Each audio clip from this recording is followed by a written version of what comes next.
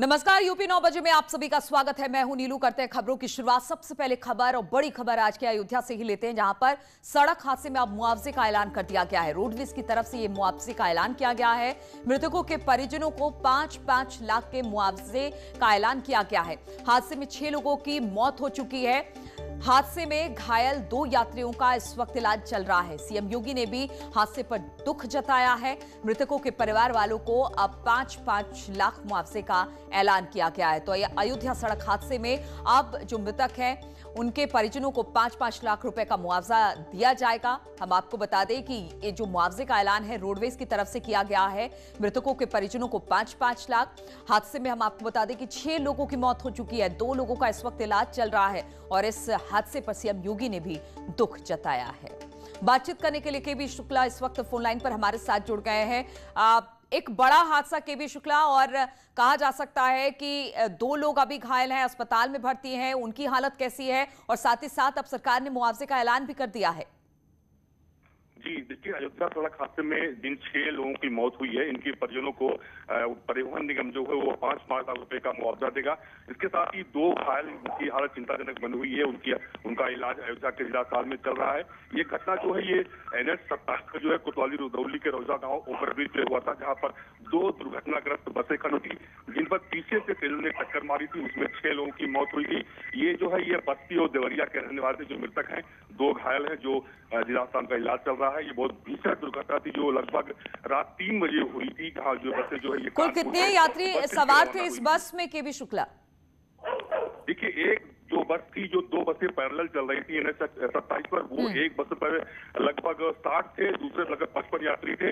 हालांकि जो यात्री शेष रहे हैं उनको वही मामूली चोटें, जो की बसें खड़ी थी, टक्कर पीछे से मारी गई थी। तो जो लोग, कुछ लोग उतर कर बाहर खड़े थे वो भी उसमें चपेट में आए थे, कुछ लोग जो अंदर खड़े थे वो, तो कुल मिला के 6 लोगों की मौत हुई थी और 2 घायल हुए थे।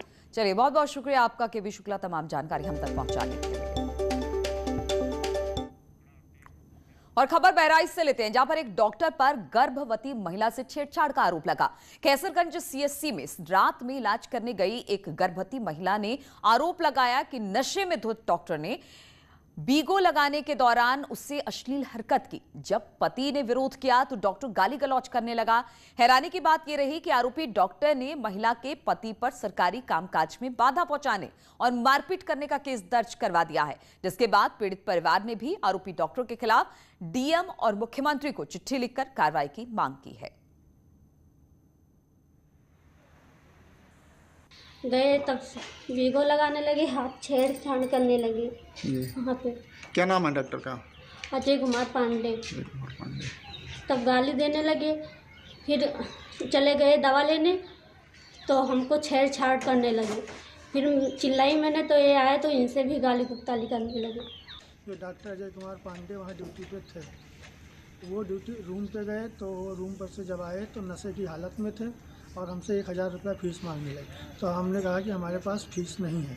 फिर उन्होंने जब हमें दवा लिख दिया तो हम जब दवा लेने गए तो हमारी वाइफ के साथ बीगो लगाते समय छेड़छाड़ किए।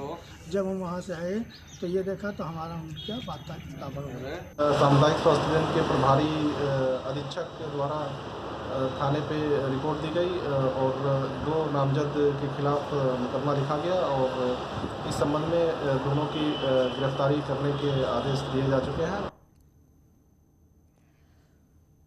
तो डॉक्टर की तरफ से छेड़छाड़ की बात ये महिला कहती दिखाई दे रही है, लेकिन जो डॉक्टर है उसका कहना है कि जो महिला का पति था उसने बदसलूकी की है, मारपीट की है, गाली गलौज किया है, इसलिए अब दोनों तरफ से कार्रवाई की बात की जा रही है। और नोएडा ट्रैफिक पुलिस ने एक शानदार पहल की है। चालान कटने पर 1 घंटे की क्लास लेनी होगी। जिसका चालान कट रहा है वो ट्रैफिक विभाग में जाकर पहले 1 घंटे की क्लास लेंगे और फिर चालान के फॉर्म को भरते हैं। यही नहीं, किसी भी काम के लिए अगर कोई नोएडा ट्रैफिक ऑफिस जाता है तो उसी से भी ट्रैफिक के नियमों को ऐसे ही बताया जाता है। यही होगा जो इसमें लिखा हुआ है।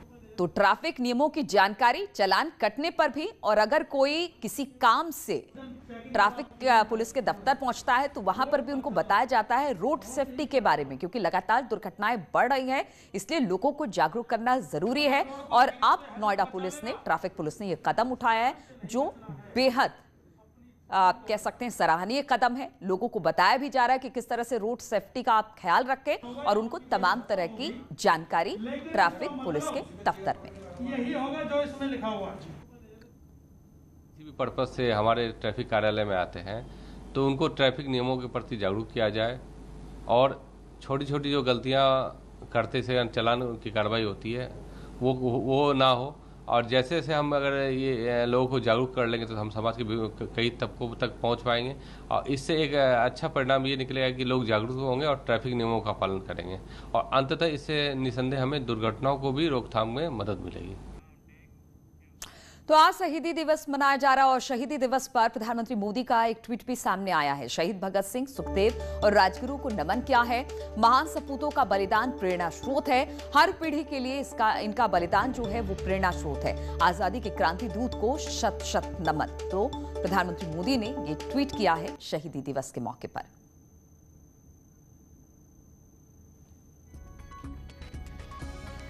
1919 का साल अंग्रेजी हुकूमत ने जलियांवाला बाग में निर्दोष लोगों का कत्लेआम किया।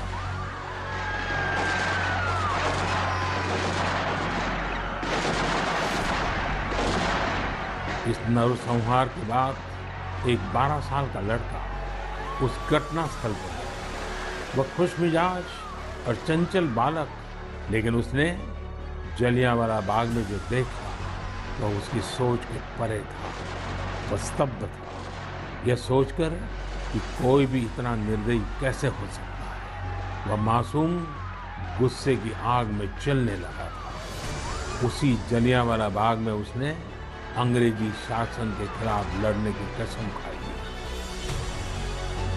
एक हुकूमत जिसका दुनिया के इतने बड़े हिस्से पर शासन था, इसके बारे में कहा जाता था कि उनके शासन में सूर्य कभी अस्त नहीं होता।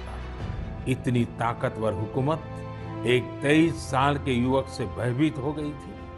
शहीद भगत सिंह पराक्रमी होने के साथ साथ विद्वान भी थे, चिंतक थे। अपने जीवन की चिंता किए बगैर भगत सिंह और उनके क्रांतिवीर साथियों ने ऐसे साहसिक कार्यों को अंजाम दिया जिनका देश की आजादी में बहुत बड़ा योगदान रहा। उनके लिए कभी व्यक्तिगत गौरव महत्वपूर्ण नहीं रहा। वे जब तक जिए सिर्फ एक मिशन के लिए जिए और उसी के लिए उन्होंने अपना बलिदान दे दिया। वह मिशन था भारत को अन्याय और अंग्रेजी शासन से मुक्ति दिलाना। हम भगत सिंह बन पाए या न बन पाए, लेकिन भगत सिंह जैसा देश प्रेम, देश के लिए कुछ कर गुजरने का जज्बा जरूर हम सबके दिलों में हो। शहीद भगत सिंह को यही हमारी सबसे बड़ी श्रद्धांजलि होगी। मैं समस्त देशवासियों के साथ साहस और वीरता की प्रतिमूर्ति शहीद वीर भगत सिंह को नमन करता हूं। और सीएम योगी ने आज शहीद दिवस के मौके पर सीएम योगी ने भी ट्वीट किया है। सीएम योगी ने ट्वीट कर लिखा कि शहीदों को सीएम योगी का नमन। शहीदी दिवस पर सीएम योगी ने ट्वीट किया, शहीद भगत सिंह, सुखदेव, राजगुरु को नमन। आपका बलिदान हमें प्रेरणा देता रहेगा, राष्ट्र सेवा के लिए प्रेरित करता रहेगा। तो अपने बलिदान से हर भारतीय के मन में स्वाधीनता की अलख जगाने वाले महान क्रांतिकारी, प्रखर देशभक्त सरदार भगत सिंह, सुखदेव, राजगुरु के बलिदान दिवस पर उन्हें शत शत नमन। और कोरोना वायरस के बढ़ते संक्रमण के बीच प्रयागराज में लोगों ने कोरोना वायरस का श्राद्ध किया है। लोगों ने बाकायदा श्रद्धांजलि देकर इन लोगों के प्रति संवेदना जताई जिनकी जान कोरोना वायरस की वजह से चली गई। तो मृतकों के प्रति संवेदना जताई, कोरोना का श्राद्ध किया और कोरोना के जल्द भागने की कामना भी की।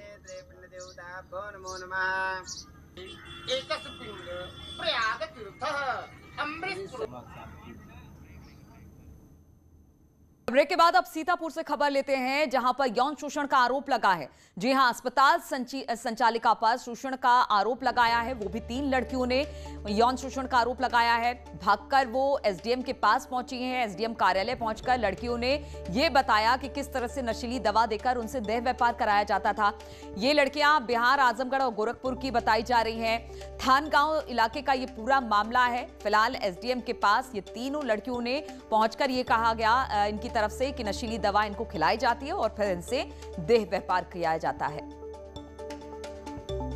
तो अस्पताल संचालिका पर तीनों लड़कियों ने आरोप लगाया है कि नशे की लत लगाकर इनसे देह व्यापार कराया जाता है और एसडीएम के पास पहुंचकर इन्होंने अपनी बात कही है।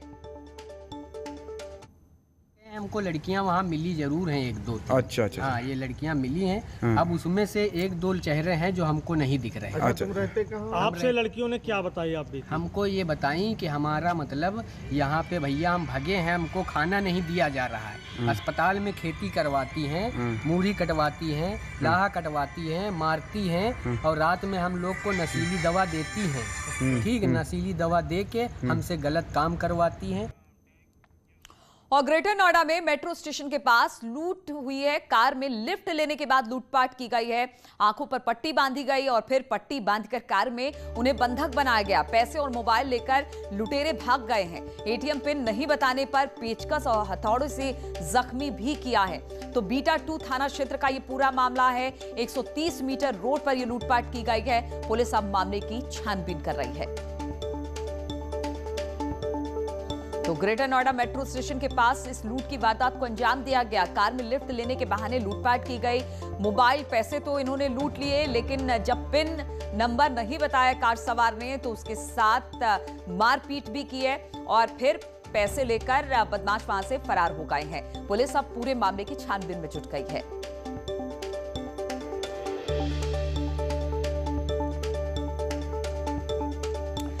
बातचीत करने के लिए अमित सिंह नोएडा से हमारे साथ जुड़े हैं। अमित, कहां पर इस वारदात को अंजाम दिया गया है? देर रात का मामला था जब एक व्यक्ति मेट्रो स्टेशन से नीचे उतर के अपने घर की तरफ चलता है तो वहीं कार सवार बदमाश उसके पास पहुंचते हैं और लिफ्ट देने के बहाने उसे बैठा लेते हैं कार के अंदर। तो उसके साथ मारपीट करते हैं, उसकी आंखों पर पट्टी बांध देते हैं और उससे एटीएम का पासवर्ड पूछते हैं। जब एटीएम का पासवर्ड युवक नहीं बताता है तो पेचकस और हथौड़ी से उससे वार करते हैं और चलती कार से 130 मीटर रोड में फेंक के फरार होते हैं। उससे 3000 रुपए और मोबाइल लूटकर वो फरार हो जाते हैं। पुलिस ने पूरा मुकदमा दर्ज कर लिया है, जांच पड़ताल की जा रही है। पुलिस का दावा है कि जल्दी जो लुटेरे हैं उनको गिरफ्तार कर लिया जाएगा। पूरा मामला थाना बीटा 2 क्षेत्र का है। चलिए, बहुत बहुत शुक्रिया आपका अमित जानकारी देने के लिए।